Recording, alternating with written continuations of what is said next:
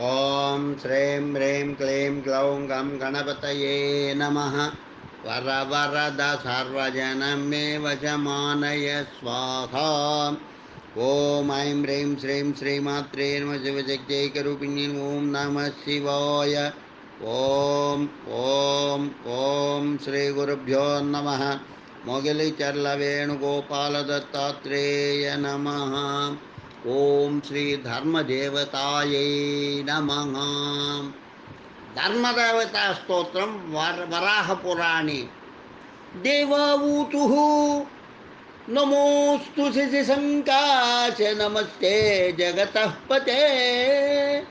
నమోస్తు దేవరూపాయ స్వర్గమార్గప్రదర్శక కర్మమార్గస్వరూపాయ స్వర్గ సర్వగాయ నమో నమః.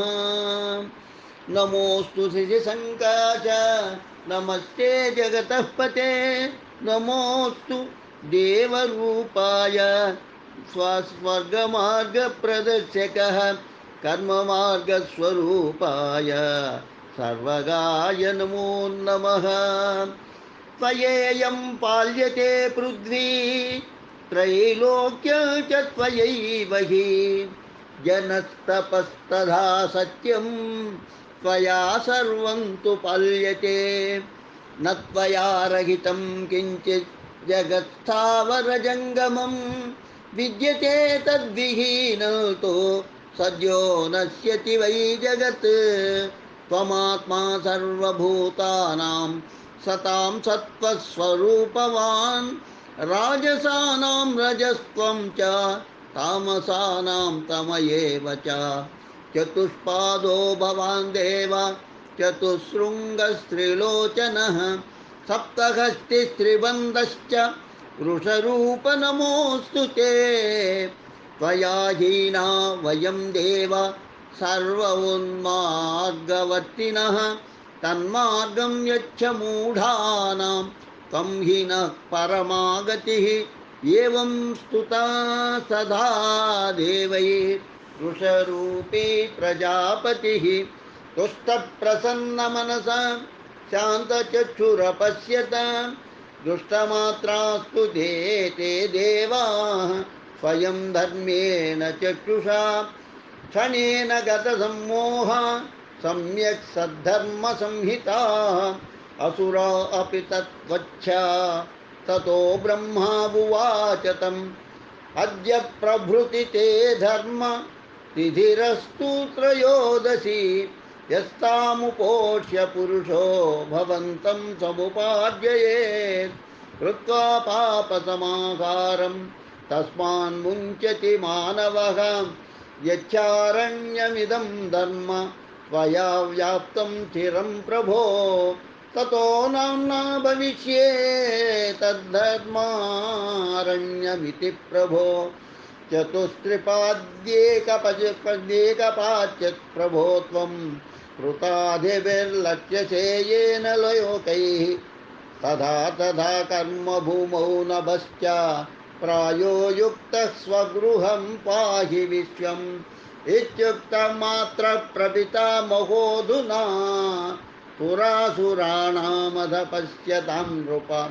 అదృశ్యతామగమత్ పాలయాంశ్చ జగ్ముఃసురా సౌరుషా వీతశోకాః. ధర్మోత్పత్తిం యయిమాం శ్రావయీత తథా శ్రాద్ధే తర్పయేత పితॄంశ్చ. త్రయోదశ్యాం పాయసేన స్వశక్త్యా ససర్గగామీ తు సురానుపేయాత్. ఇది శ్రీ వరాహపురాణే భగవత్శాస్త్రే ద్వాత్రింశోऽధ్యాయే ధర్మదేవతా స్తోత్రం సంపూర్ణం. ఓం ధర్మదేవతా అనుకూల ప్రసాద ఫల సిద్ధిరస్తు. తథాస్తు. ఓం అశ్వినీ దేవతా స్తోత్రం. ఓం ప్రపూర్వగౌ పూర్వజౌ చిత్రభాను. గిరావాసం సామి తపసాఖ్యనంతౌ. దివ్యౌ సుపర్ణౌ విరజౌ విమానా. वजे क्षिपन्तौ भुवनानि विश्वा प्रपूर्वगौ पूर्वजौ चित्रभानो गिरावाचं सामि तपसा ह्यनन्तौ दिव्यौ सुपर्णौ विरजौ विमानावधे क्षिपन्तौ भुवनानि विश्वा हिरण्मयौ शकुनी साम्परायौ नासत्यदस्रौ सुनसौ विजयन् वैजयन्तौ शुक्लं वयन्तौ तरसा सुवेमा वदिष्ययन्तावसितं विवस्वतः ग्रस्तां सुपन्नस्य बलेन वर्तिकाममुं च तामश्विनौ सौभगाय तावत्सुहृत्तावनवन्तमायया वसत्तमागरुणाबुधावहन् षष्टिश्च गावश्रितश्रीशताश्च धेनवा एकं वत्सं सुवते तं दुहन्ति नानागोष्ठा विहिता एकदोहना सावश्विनौ दुहतो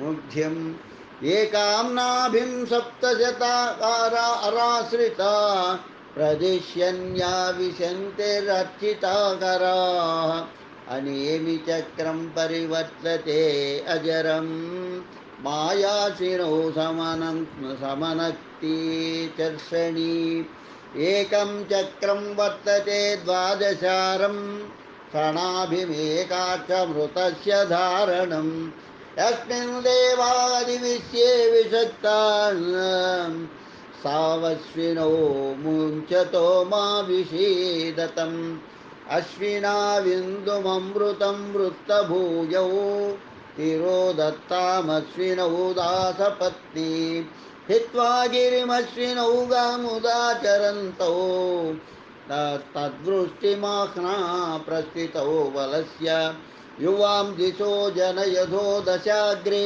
समानं मूर्ध्नि रथयो यातं वियन्ति तासां जातं ऋषयोऽनुप्रयान्ति देवा मनुष्या क्षितिमाचरन्ति युवां वर्णान् विकुरुधो विश्वरूपां ते अधिक्षिपन्ते भुवनानि विश्वा ते भानवोऽप्यनुस्मृताश्चरन्ति देवा मनुष्या क्षितिमाचरन्ति तौ नासत्यावस्विनौ वां महेऽहं स्रजं च वां बिभ्रुदः पुष्करस्य तौ नासत्यावमृता ऋते देवा तत्प्रपदेन सूते सुखेन गर्भं लभेतं युवानौ गतासुरे तत्प्रपदेन सूते सद्यो जातो मातरमत्यगर्भ तावश्विनौ मुञ्चतो जीवसेगाः स्तोतुं न शक्नोमि गुणैर्भवन्तौ चक्षुर्विहीनः पदि सम्प्रमोघः दुर्गेहमस्मिन् पतितोऽस्मि कूपे युवां शरण्यौ शरणं प्रपद्ये। श्रीमहाभारते आदिपर्वणि तृतीयोऽध्याये अश्विनस्तोत्रं सम्पूर्णं। लोकाः समस्ताः सुखिनो भवन्तु, लोकाः समस्ताः सुखिनो भवन्तु, लोकाः समस्ताः सुखिनो भवन्तु। ओम शान्तिः शान्तिः शान्तिः। स्वस्ति।